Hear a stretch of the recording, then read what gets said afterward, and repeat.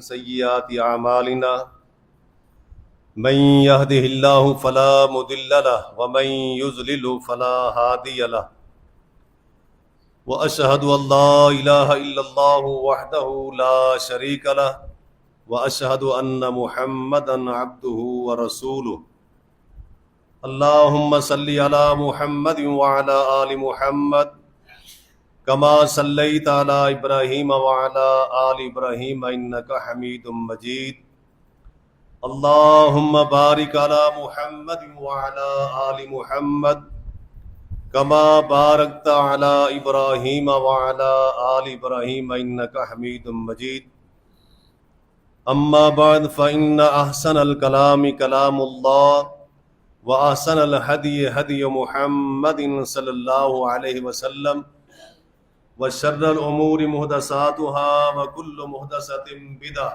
وكل بدعة ضلالة وكل ضلالة في النار أما بعد فأعوذ بالله السميع العليم من الشيطان الرجيم من همزه ونفخه ونفثه بسم الله الرحمن الرحيم وَلَقَدْ بَعَثْنَا فِي كُلِّ أُمَّةٍ رَسُولًا أَنِ اعْبُدُوا اللَّهَ وَاجْتَنِبُوا الطَّاغُوتَ فَمِنْهُمْ مَنْ هَدَى اللَّهُ وَمِنْهُمْ مَنْ حَقَّتْ عَلَيْهِ الضَّلَالَةُ فَسِيرُوا فِي الْأَرْضِ فَانظُرُوا كَيْفَ كَانَ عَاقِبَةُ الْمُكَذِّبِينَ۔ عزیز ساتھیوں، بزرگوں، دوستوں، قرآن کریم نے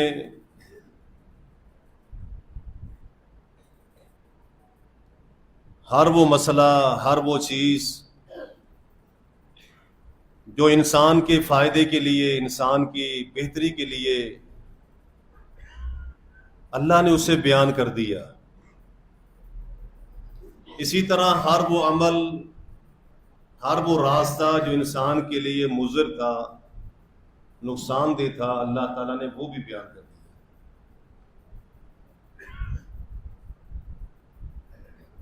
اور یہ ماہ مبارک، ماہ مقدس، آپ نے بہت سارے دروس سنے، آئندہ بھی اللہ توفیق دے سنتے رہیں۔ اور یہ 27واں روزہ اپنی انتہا کو پہنچنے والا ہے، یہ اللہ کی توفیق سے اللہ مزید ہمت دے اور اس طرح کے عمل کرنے کی توفیق دے۔ لیکن اس کے ساتھ ساتھ ماہ مبارک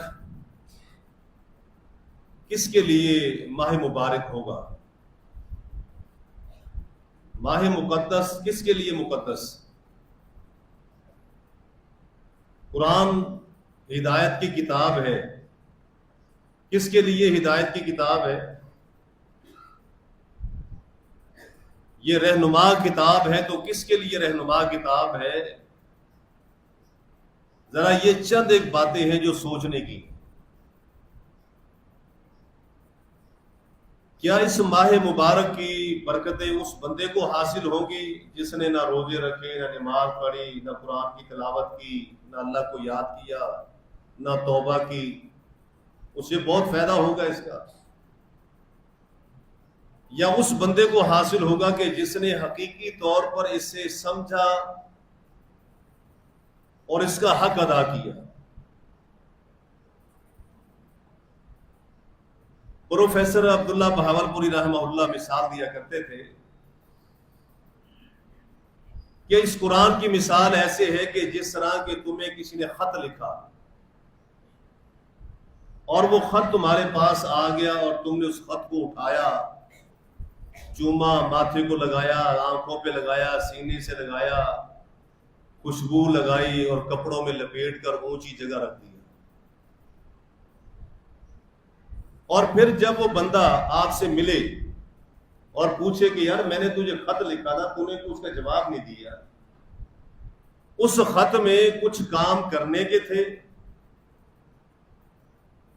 اور کچھ ہدایات تھی اور اس بندے نے پڑھا ہی نہیں،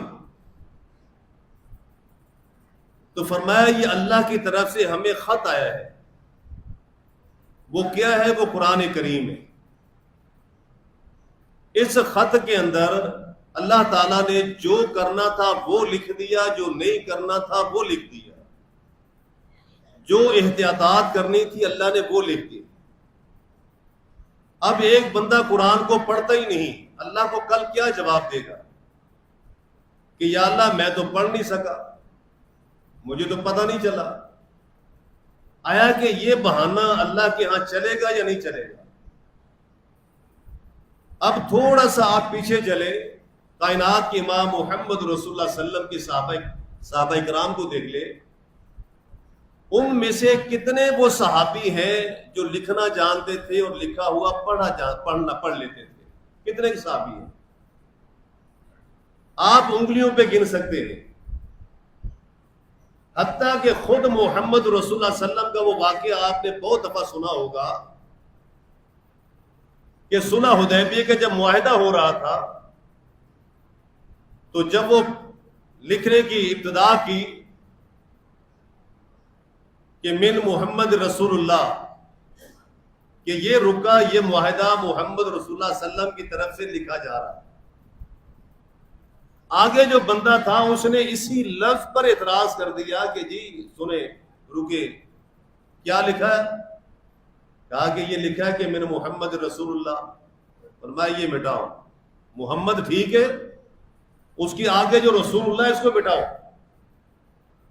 یہاں لکھو بن عبداللہ بن عبد المطلب، کہ یہ معاہدہ محمد بن عبداللہ بن عبد المطلب سے ہو رہا۔ ہم تو آپ کو رسول مانتے ہی نہیں، جو مانتے ہیں ان کے لیے لکھے، ہمارے لیے کیوں لکھ رہے ہیں؟ اب رسول اکرم صلی اللہ علیہ وسلم نے معاہدہ لکھنے والے حضرت علی کو کہا مٹا دو۔ سیدنا علی رضی اللہ تعالیٰ عنہ نے کہا کہ جی میں تو آپ کو رسول مانتا ہوں، میں کیسے مٹاؤں؟ اللہ کے رسول نے فرمایا اچھا ایسے کرو، وہ جہاں یہ لفظ ہے وہاں لکیر لگاؤ، مجھے بتاؤ وہ کون سی جگہ ہے، یہاں سے اندازہ کریں یہ خود محمد رسول اللہ صلی اللہ علیہ وسلم۔ کیوں؟ لکھنا پڑھنا ایک فن ہے، اور صحابہ کرام رضوان اللہ اجمعین جتنے دروس ہوتے تھے، جتنی وعظ ہوتی تھی، جو نصیحت ہوتی تھی، جو جمعے ہوتے تھے، وہ زبانی یاد کیے۔ یہ لکھنے پڑھنے کا رواج نہیں تھا۔ کیا ان صحابہ کے پاس وہ علم نہیں آیا؟ وہ صحابہ کے پاس قرآن نہیں آیا؟ وہ حدیثیں نہیں آئے؟ آج جو ہم تک قرآن پہنچا، جو حدیثیں پہنچی، جو دین پہنچا، وہ کیسے پہنچا؟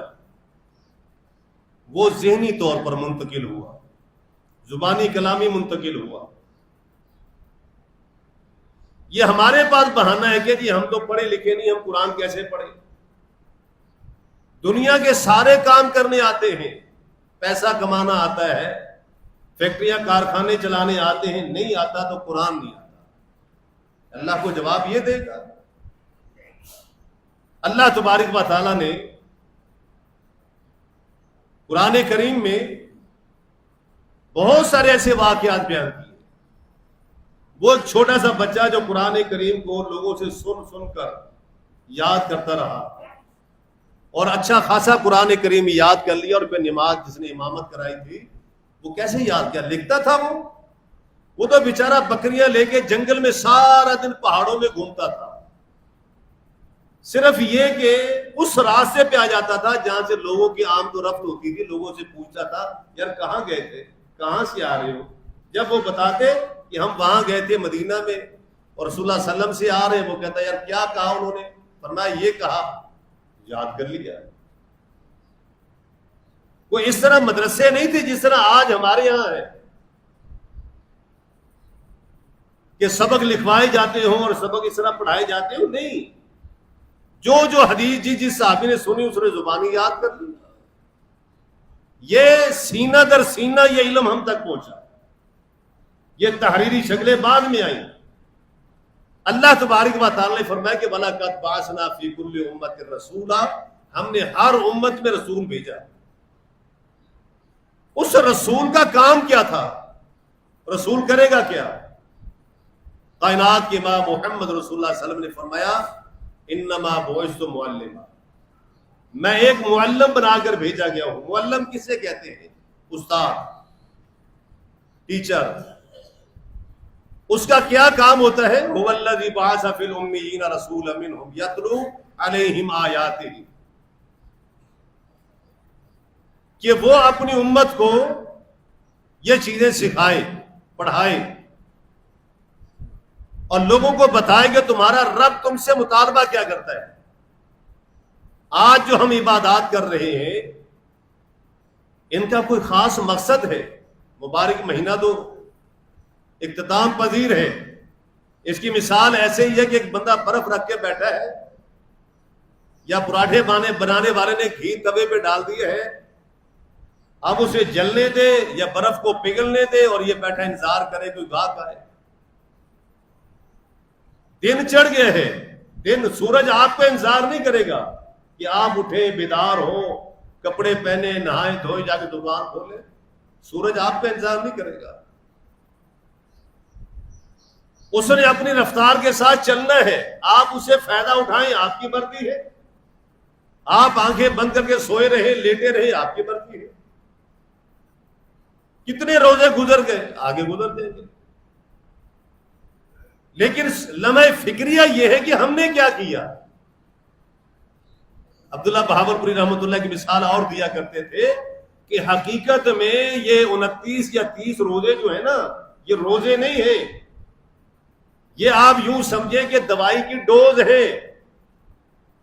یہ 29-30 بیماروں کے لیے ڈوز ہے، یہ گناہ گاروں کے لیے ایک دوائی ہے کہ ایک بندے نے ایک ٹائم دوائی کھائی، دوسرے ٹائم کھائی، تیسرے ٹائم کھائی، سر کا درد نہیں گیا، وہ دوائی کو چھوڑے گا، دوبارہ ڈاکٹر کے پاس پہنچے گا، ڈاکٹر صاحب دوائی تو میں نے کھائی تینوں ٹائم لیکن فائدہ نہیں ہوا۔ وہ چیک کرتا اپنے آپ کو فائدہ کیوں نہیں ہو رہا، وہ دوائی چھوڑ دے گا، ڈاکٹر تبدیل کر دے گا کہ دوائی نے تو شفا دینی تھی، دوائی نے تو فائدہ دینا تھا، مجھے فائدہ کیوں نہیں ہوا۔ یہ 30-29 روزے رکھوا کر اللہ حاصل کیا کرنا چاہتا ہم سے؟ تقوی، پرہیزگاری، ایمانیات، مسلمانیت، انسانیت، کہ جھوٹ چھوڑ دو، فراڈ چھوڑ دو، دھوکہ چھوڑ دو، غیبت چھوڑ دو، چغلی چھوڑ دو، بے ایمانیاں چھوڑ دو، ڈنڈی مارنا چھوڑ دو، یہ ساری چیزیں اللہ چھڑوانا چاہتا ہے۔ اور پھر قرآن کریم کی تلاوت، روزہ، ذکر، اذکار کروا کر اس کی زبان کو اپنے ذکر میں تر دیکھنا چاہتا ہے۔ پھر یہ للہیت اور خوف خدا اس کے دل میں بیدار ہو جائے۔ قرآن کریم ہدایت کی کتاب ہے۔ اب اس کی مثال یوں سمجھیں، ایک بندہ دوائی لے لے اور کہے گی اس میں بڑی شفا ہے، یہ بڑی کارآمد دوائی ہے، بہت مفید دوائی ہے، اور اس کو گلے میں لٹکا لے، جیب میں ڈال لے، پرس میں ڈال لے، کھائے نا۔ دوائی فائدہ مند ہے، بڑی قیمتی ہے، بڑی بہترین ہے، لیکن کھاتا نہیں ہے۔ ہر بندہ کہے گا یار تو کھا پھر اس کو، تجھے بیماری ہے، تو پریشان ہے، تو دوائی کا مقصد کھانا، قرآن کریم کا مقصد پڑھنا، عمل کرنا۔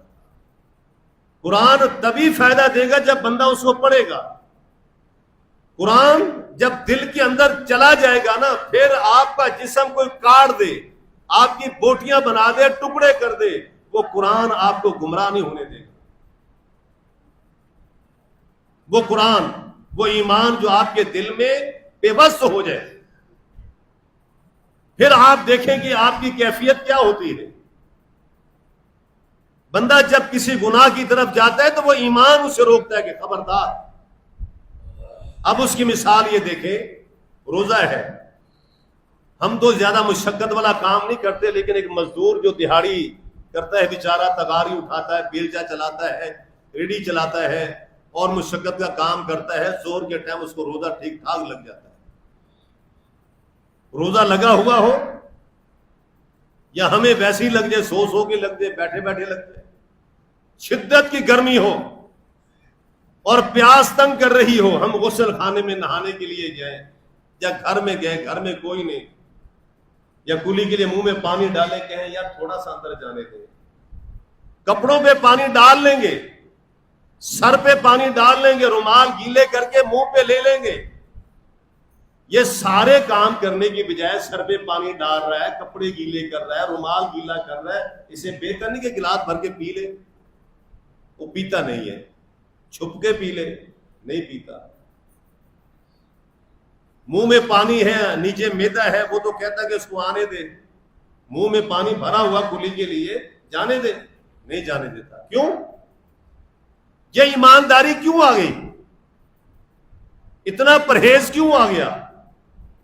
آج کیا ہو گیا؟ ایک پانی کا گھونٹ نیچے نہیں جانے دے رہا.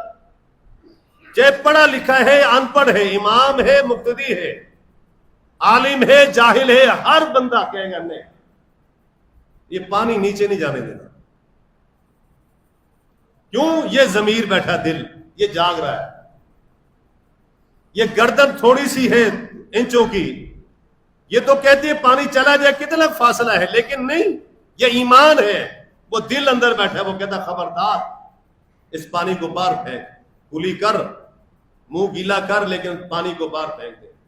اگر ایسی ایمانداری بندہ اپنا لے ہر معاملے میں، ہر مسئلے میں، دیکھ لے کہ نہیں یار میں نے بے ایمانی نہیں کرنی، میں اپنا ایمان کیوں ضائع کروں. اصل روزے کا مقصد یہی تربیت ہے. ایک مہینے تک یہ مسلسل کام کروا کے اسے آگے کا راستہ دیا جاتا ہے کہ تم نے ہمیشہ اب یہی کرنا ہے. لیکن ہم کیا کرتے ہیں؟ جیسے روزے گئے سارا کچھ سادی بھی، وہ نمازیں بھی گئی، وہ ذکر اذکار بھی گیا، وہ للہیت بھی چلے گئی، وہ تسبیحات بھی چلے گئی. پھر سال کے بعد سے یہ مومن نہیں ہے، ایسا مومن نہیں ہوتا. تو وقتی کیا اللہ نہیں جانتا کہ یہ بندہ کیا کر رہا تھا اور کیا کر رہا ہے؟ اللہ جانتا ہے، ہر چیز کو جانتا ہے. قرآن کریم میں اللہ تبارک و تعالیٰ نے فرمایا کہ انیبود اللہ، اللہ کی عبادت کرو. وہ عبادت ہے. کیا عبادت ہے؟ جو نماز، روزہ، حج، زکوٰۃ، یہ عبادت نہیں. عبادت کا اصل تصور یہ ہے کہ عبادت ایک تو اللہ کے حکم سے اور اس کی خوشنودی سے ہو، دوسرا اس کی شرائط، جو طریقہ کار اللہ نے دیا ہے اس طریقہ کار کے مطابق کرے گا اور خوشی سے کرے گا اور اپنے احتساب کے ساتھ کرے گا. اس بندے کو وہ عبادت فائدہ دے گی اور وہ عبادت ہوگی. اب آپ دیکھیں نبی علیہ الصلوۃ والسلام تشریف فرمائے. ایک صحابی آیا، اس نے آ کر نماز پڑھی اور آپ کو سلام کیا، رکوع بھی کیا، سجدہ بھی کیا، قیام بھی کیا، تلاوت بھی کی، تسبیح بھی کی. سارا کچھ کرنے کے بعد اللہ کے نبی کے پاس آ کر کہتا السلام علیکم. آپ نے فرمایا وعلیکم السلام. آپ نے فرمایا فرج فصلی فإنک لم تصلی. نماز تو پڑھ کے آیا، اللہ کے رسول نے بھی دیکھا، صحابہ نے بھی دیکھا، لیکن اللہ کے رسول نے فرمایا کہ جاؤ جا کے نماز پڑھو. تو نے نماز نہیں پڑھی. وہ پھر پڑھ کے آ گیا. آپ نے پھر واپس بھیج دیا، دوسری بار، تیسری بار. آخر کیا تھا اس کے اندر؟ آپ ڈائریکٹ یہ کہہ رہے کہ نماز نہیں پڑھی تو نے. چلو یہ کہہ دیتے کہ آئندہ خیال کر لینا، ایسا نہیں ایسا کر لو. آپ نے فرمایا فإنک لم تصلی، لم تصلی، تو نے نماز نہیں پڑھی. آخر وہ کھڑا ہوا کہ اللہ کے رسول مجھے اس سے علاوہ کوئی نماز نہیں آتی، آپ مجھے بتائیں. پھر نبی علیہ الصلوۃ والسلام نے بتایا کہ کھڑا کیسے ہونا ہے تو نے. ہم جیسے مرضی کھڑے ہو جائیں، ہمیں پرواہ نہیں. پھر یہ کہ رکوع تو نے کیسے کرنا ہے، باقاعدہ رکوع کا اعتدال آپ نے سمجھایا، قیام کا کھڑے ہونے کا اعتدال سمجھایا، سجدے کا اعتدال سمجھایا، دو سجدوں کے درمیان اعتدال سمجھایا، اور ٹھہر ٹھہر کر سکون کے ساتھ. اسی لیے فرمایا کہ ان تعبد اللہ کأنک تراہ، اللہ کی عبادت ایسے کرو کہ اللہ تمہیں دیکھ رہا ہے، تم اللہ کو دیکھ رہے ہو. کأنک تراہ، گویا کہ اللہ تیرے سامنے ہے. یہ مثال دینے کا مقصد کیا ہے کہ جب ایک ملازم اپنے مالک کے سامنے، یا بیٹا اپنے باپ کے سامنے، یا شاگرد اپنے استاد کے سامنے جس قدر صفائی ستھرائی کے ساتھ کام کرتا ہے، دل لگی کے ساتھ کام کرتا ہے، اس طرح بندہ اللہ کو یہ تصور میں رکھے اور ٹکا کے نماز پڑھے، جلد بازی میں نہیں، بے دہانی میں نہیں۔ بے دہانی کی نماز تو اللہ تبارک و تعالیٰ نے فرمایا کہ لا تقربوا الصلاۃ وانتم سکارا حتی تعلموا ما تقولون، وہ نشے کی حالت میں ہو تو نماز کے قریب مت جاؤ۔ جب یہ شراب کا نشہ حلال تھا، نیند آ گئی ہے، فرمایا نماز چھوڑ دو، پہلے نیند پوری کر لو اپنی۔ نیند کے غلبے میں بھی نماز سے روک دیا۔ اگر کھانا حاضر ہے اور بھوک لگی ہے، نماز ہو گئی، جماعت کھڑی ہو گئی، چھوڑ دو جماعت کو۔ یہ دین ہمیں سبق دے رہا ہے۔ نیند کا غلبہ ہے، جھٹکے لے رہا ہے، رکوع میں گیا سو گیا، سجدے میں گیا وہی پڑا ہوا ہے، ساتھ والا اس کو اٹھا رہا ہے، ورنہ نماز چھوڑ دے بھی، پہلے آرام کر لے۔ دین نے کتنا ہمارے لیے آسانی پیدا کی، سو جاؤ، فریش ہو جاؤ، تازہ ہو جاؤ، ہوش میں آ جاؤ، پھر نماز پڑھ دو۔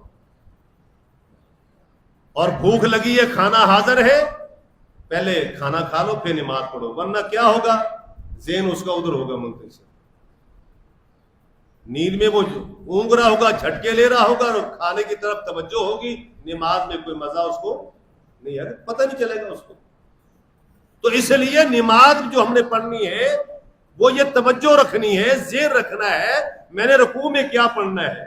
اچھا، پھر سب سے بڑا المیہ پتہ کیا ہے؟ کوئی ہندو مسجد کے گیٹ پہ کھڑا ہوا ہے، کوئی ہندو، اور ہم نمازی جب باہر نکلیں وہ باہر کھڑا ہو جائے، وہ کہے ہاں جی کیا کر کے آئے ہو؟ نماز پڑھ کے آئے۔ کیا پڑھا ہے؟ نماز پڑھی ہے۔ کیا پڑھا مجھے سمجھا دو صحیح، تو نے کیا پڑھا کیا ہے وہاں؟ سجدے میں کیا پڑھا ہو ذرا وہ سمجھا دے مجھے، وہ جو تو نے سورہ فاتحہ پڑھی وہ مجھے سمجھا دے، اور وہ جو تو نے قرآن پڑھا ہے وہ مجھے سمجھا دے۔ آپ ایمان سے بتائیں ہم میں سے کتنے بندے ہیں جو اس کو سمجھا دیں گے؟ ہمیں نہیں اتحیات، چلو وہ کہیں کچھ نہ چھوڑو، اتحیات کا مجھے سمجھا دو، وہ کیا پڑھا، کیا مقصد کیا ہے، وہ جو تو پڑھ کے آیا اتحیات للہ والسلامات والطیبات، یہ ترجمہ بتا مجھے سمجھا، میں ہندو ہوں، سمجھنا چاہتا ہوں کہ تم اتحیات میں پڑھتے کیا ہو، ہم کیا سمجھائیں گے اس کو؟ ہم تو نماز پڑھ کے چل مولوی کے پاس، یا مولوی ٹھیکیدار رہ گیا اس بات کا؟ پھر ہم پڑھنے کیا آتے ہیں، کیا کرنے آتے ہیں؟ یعنی یہ ظلم نہیں،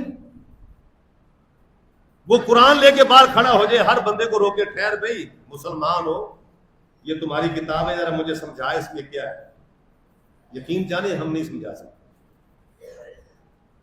ہم آئیں بائیں دائیں کریں گے، یار نہیں قاری صاحب کے پاس چلو، امام صاحب کے پاس چلو، یا فلاں صوفی صاحب کے پاس چلو، یہ حالت ہے ہماری۔ تو جب ہمیں خود نہیں پتا کہ نماز میں پڑھ کیا رہا ہوں تو پڑھتا کیا ہے،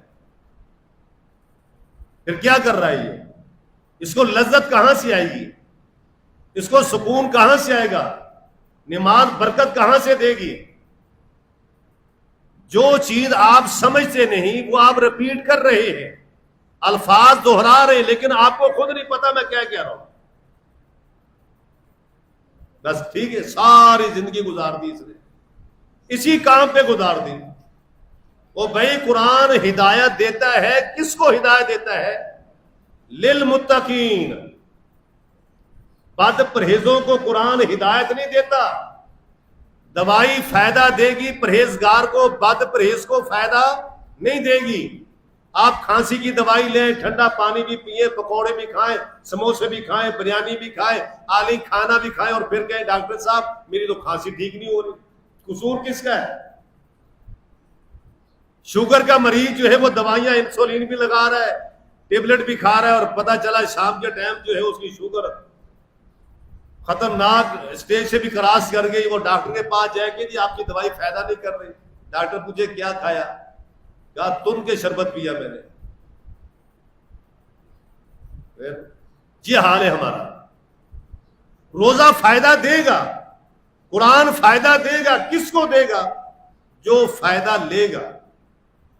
قرآن کے بارے میں بھی اللہ نے یہی کہا، کوتیبہ، روزوں کے بارے میں کوتیبہ علیکم الصیام، کما کتب علی الذین من قبلکم لعلکم تتقون. قرآن کیا کہتے ہیں؟ ذالک الکتاب لا ریب فیہ لیکن ھدی للمتقین. ھدی للمتقین، اللہ نے شرط لگا دی. قرآن کریم نے فرمایا کہ ہم نے پیغمبروں کو اس لیے بھیجا کہ وہ لوگوں کو بتائے کہ اپنے رب کو پہچانو، تمہارا رب کیا کہتا ہے تمہیں. میرے بھائی یہ پہچان، اللہ اکبر. وہ صحابہ کرام کو دیکھیں، بڑے بڑے صحابہ کو آپ دیکھیں، اور ایک سب سے ادنا صحابی جس کو لوگ ادنا سمجھتے ہیں وہ حقیقت میں ادنا نہیں، وہ بہت اعلیٰ ہے. اس کا نام بلال حبشی رضی اللہ تعالیٰ. کوئی گندیلا بچہ ہمارے پاس بیٹھ جائے، ہم کہتے چلو نکل باہر یہاں سے، تو ہمارے قریب مت بیٹھ. ایک غلام کا بیٹا، لونڈی کا بیٹا، اور معصوم سارا دن بکریوں کا ریوڑ لے کے گھومتا ہے، ایک ہی قمیض میں، شلوار بھی نہیں. بیچارہ غلام کا بچہ کیا زندگی گزارتا ہوگا. سردار قریش اس کو اپنے پاس بٹھانا پسند نہیں کرتے، اپنے ساتھ کھانا کھلانا پسند نہیں کرتے. لیکن اس تک یہ کانوں تک یہ بات پہنچی، لوگوں سے پہنچی. کیسے پہنچی؟ کہ محمد رسول اللہ صلی اللہ علیہ وسلم اللہ کے رسول ہیں، اللہ کے رسول ہیں. وہ اس کے پیچھے پڑ گیا. اللہ نے ایک اس دیہات میں زندگی گزارنے والا، غلامی کے اندر زندگی گزارنے والا، جس کو کوئی اچھی محفل میں لوگ بیٹھنے نہ دیں، اس کو پتا چل گیا کہ محمد رسول اللہ صلی اللہ علیہ وسلم اللہ کے رسول ہیں. اور وہ اذیتیں مصیبتیں برداشت کر کے یہ مقام حاصل کر گیا کہ وہ اللہ کے نبی کے لیے لوٹا پانی کا بھر رہا ہے، وہ اللہ کے نبی کے لیے گھر کا سامان لے کے آ رہا ہے، وہ اللہ کے رسول کا خزانچی بن گیا، وہ اللہ کے رسول کی جوتی سیدھی کر رہا ہے. اللہ کے رسول اسے کہہ رہے ہیں بلال، دل کرتا ہے اللہ کا ذکر کرے. ارہنا یا بلال، بلال اذان دے دے ہمیں سکون پہنچا. اذن یا بلال، بلال تو اذان دے دے ہمیں سکون مل جائے. اور میرے بھائیوں، یہ مقام یہ مرتبہ کس طرح حاصل کر لیا ہوگا اس نے؟ کس طرح اس نے کون سا وہ پرائمری پاس تھا یا میٹرک پاس تھا یا وہ ماسٹر کیا ہوا تھا؟ کچھ بھی نہیں، کچھ نہیں پڑا ہوا تھا. لیکن کس طرح اس کے دل میں یہ چیزیں آ گئی. یہ بہانے ہیں کہ جی میں تو ان پڑھ ہوں، میں تو گوٹھا چھاپ ہوں، میں کیا کروں. نہیں، یہ دنیا کو بے وقوف ہم بنا سکتے ہیں، اپنے طور پر اپنے آپ کو ہم مطمئن کر سکتے ہیں. دین کا علم اتنا آسان ہے، کون سا فلسفہ ہے. اللہ تبارک و تعالیٰ نے وَلَقَدْ يَسَّرْنَا الْقُرْآنَ لِلذِّكْرِ. آپ بتائیں سبحان اللہ میں کون سا فلسفہ چاہیے، لا الہ الا اللہ میں کون سا فلسفہ چاہیے. اللہ اکبر. ایک بار آپ توجہ سے سنیں، ہزاروں جمعے پڑھ لیے، ہزاروں دروز سن لیے، لیکن ہم نے یاد کیا کیا؟ باتیں ادھر سے آئی، ادھر سے نکل گئی، ادھر سے آئی، ادھر سے نکال دی. بس ٹھیک ہے، آج بڑا مزہ آیا، مولوی صاحب نے درس دیا، دل خوش ہو گیا. کیا کہا اس نے؟ آج تو بہت ہی حد ہو گئی. کیا کہا اس نے؟ کیا بیان کیا؟ مزہ آ گیا. بس کہا کیا اس نے؟ بیان کیا کیا؟ کوئی حدیث یاد ہوئی، کوئی مسئلہ یاد ہوا، مزہ آ گیا. بس یہ مزے ہی لیتا رہا. آواز بہت اچھی تھی. اس نے ایسا شعر پڑھا، دماغ کے 14 طبق روشن ہو گئے. حاصل کیا ہوا تجھے؟ کوئی حدیث یاد ہوئی، کوئی مسئلہ یاد ہوا؟ نہیں، مزہ آ گیا، سکون آ گیا. یہ ہمارا معیار یہ رہ گیا ہے. کائنات کے امام محمد رسول اللہ صلی اللہ علیہ وسلم جب درس دیتے تھے، صحابہ کرام کہتے ہیں اللہ اکبر، گویا کہ ہمارے سروں پہ پرندے بیٹھے ہیں. ہماری توجہ کا مرکز محمد رسول اللہ صلی اللہ علیہ وسلم ہوتے تھے. واز کرنے والے کی واز کو، ایک بچہ کلاس میں بیٹھا ہو، استاد اس کو بورڈ پہ سمجھا رہا ہو، بچے کا ذہن حاضر نہ ہو، جسمانی طور پر بچہ بیٹھا ہے، ذہنی طور پر بچہ کلاس میں نہیں ہے. اچانک جب استاد پوچھے کہ میں کیا بیان کر رہا تھا، میں کیا پڑھا رہا تھا، بچے کو کچھ پتہ نہیں ہوتا. بچے کو کچھ پتہ نہیں ہوتا. وہ ایسے بچے نکمے ہوتے ہیں. پھر جب آپ کا ذہن، آپ کا جسم، آپ کی توجہ اس جگہ پہ نہیں ہے، آپ کچھ سیکھ نہیں سکتے. کئی بار ایسے ہوتا ہے کہ بندہ آپ سے بات کر رہا تھا، آپ کی توجہ نہیں تھی، وہ کہے گا ہاں جی بتائیں پھر کیا کرنا ہے، کیا مقصد، میں نے سنا نہیں، دوبارہ بتاؤ ذرا. کیا؟ یہ توجہ نہیں تھی. جب آپ کی توجہ ہوگی، آپ غور سے سنو گے، وہ چیز آپ کو سمجھ میں آ جائے گی۔ فَمِنْهُمْ مَنْ هَدَى اللَّهُ، اللہ کہتا ہے کتنے لوگ ہیں کہ جن کو ہم نے ہدایت دے دی۔ اس ہدایت کے لیے بندے نے کوشش کرنی ہے۔ یہ نماز روزہ، یہ جو ہم عبادات کر رہے ہیں، یہ حقیقت میں اپنے لیے کر رہے ہیں۔ یہ عبادات اس لیے دی ہیں کہ بندہ اپنی بندگی کو پہچانے، انسان اپنی انسانیت کو پہچانے، مومن اپنے ایمان کو پرکھے، اور یہ عبادات کر کے اللہ کے حضور اپنے آپ کو عاجز، محتاج، بے بس یہ ثابت کرے۔ اور عبادت کا کوئی مقصد نہیں، کہ اللہ کو کوئی فائدہ نہیں اس کا، یہ فائدہ بندے کو ہے۔ موسیٰ علیہ السلام نے اپنی قوم سے کہا تھا نا، ان تکفروا انتم ومن فی الارض جميعا فان اللہ حمید۔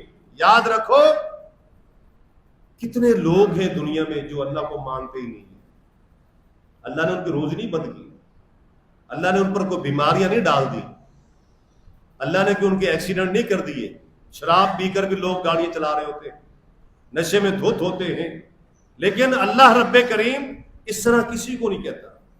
فرمایا یہ دنیا ہے، دنیا میں سب کو دے رہا ہوں، سارے لے لیں۔ قرآن کریم کہتا ہے ان تکفروا انتم ومن فی الارض جميعا، تم اور دنیا میں جتنے بسنے والے ہیں سارے کے سارے اللہ کے انکار کر دو گے، اللہ تب بھی غنی اور تعریف کیا ہوا ہے، اللہ کو پرواہ نہیں۔ یہ بندے نے خود اپنے لیے کرنا ہے، اللہ نے اصول دے دیا، جو کر کے آئے گا اس کے لیے یہ انعامات ہیں، جو نہیں کر کے آئے گا اس کے لیے یہ۔ یعنی دو چیزیں اللہ نے بنائی، فرمایا خلق الموت والحیات، میں نے ایک زندگی ایک موت تمہارے لیے رکھی۔ اس زندگی اور موت نے کرنا کیا ہے؟ لِيَبْلُوَكُمْ أَيُّكُمْ أَحْسَنُ عَمَلًا، تم میں سے اچھا عمل کون کرتا ہے۔ اور یہی بات فَمَن طَغَىٰ وَآثَرَ الْحَيَاةَ الدُّنْيَا فَإِنَّ الْجَحِيمَ هِيَ الْمَأْوَىٰ، جس بندے نے بغاوت کی، سرکشی کی، نافرمانی کی، گناہوں کی دلدل میں پھنسا رہا، فَإِنَّ الْجَحِيمَ هِيَ الْمَأْوَىٰ، اس کا انجام جہنم ہوگا۔ وَمَنْ خَافَ مَقَامَ رَبِّهِ وَنَهَى النَّفْسَ عَنِ الْهَوَىٰ فَإِنَّ الْجَنَّةَ هِيَ الْمَأْوَىٰ، جس نے اپنی خواہشات کو کچل دیا، اللہ کی بارگاہ میں سجدہ سجود ہو گیا، اللہ کا خوف اپنے دل میں بٹھا لیا، اپنی خواہشات پر کنٹرول کرتے ہوئے زندگی گزاری ہے، فرمایا کہ فَإِنَّ الْجَنَّةَ هِيَ الْمَأْوَىٰ، اس کے لیے جنت ہے اور اس کے لیے جہنم ہے۔ اللہ کو کوئی فرق نہیں پڑے گا، اللہ نے اٹھا کے جہنم میں، اور وہ جہنم جس کی ہولناکیوں کے بارے میں فرمایا تقاد تمیز من الغیظ، جب کسی جہنمی کو جہنم میں پھینکا جاتا ہے وہ جوش مارتی ہے، گویا کہ ابھی پھٹ جائے گی۔ نبی علیہ الصلوۃ والسلام نے فرمایا کہ لوگوں یہ وقت، یہ روزے اس کو فائدے دیں گے۔ وہ حدیث جو آپ نے شروع میں سنی ہوگی، پہلے زینے پہ آمین، دوسرے زینے پہ آمین اور تیسرے زینے پہ آمین کہی تھی، فائدہ اس کو ہوگا جس نے رمضان کا مہینہ پایا اور گناہ بخشوائی نہیں، گناہ معاف نہیں کروائے، اللہ سے توبہ نہیں کی، وہ سوچتا رہے، وہ تیاری کرتا رہے۔ اب گناہ معاف کیسے ہوں گے؟ جب تک بندہ، مثال کے طور پہ امام ابن تیمیہ رحمہ اللہ سے، امام تیمیہ نے اپنے استاد سے پوچھا کہ استغفار کرنا چاہیے ہمیں، ذکر کرنا چاہیے، تسبیح کرنی چاہیے، ہمیں کیا کرنا چاہیے؟ انہوں نے جواب دیا کپڑا میلا ہو، کپڑا میلا ہو اس کو خوشبو لگانی چاہیے یا اس کو دھونا چاہیے؟ استغفار جو ہے، نبی علیہ الصلوۃ والسلام نے فرمایا کہ اللہ کی قسم میں 100 مرتبہ سے بھی زیادہ ایک دن میں استغفار کرتا ہوں۔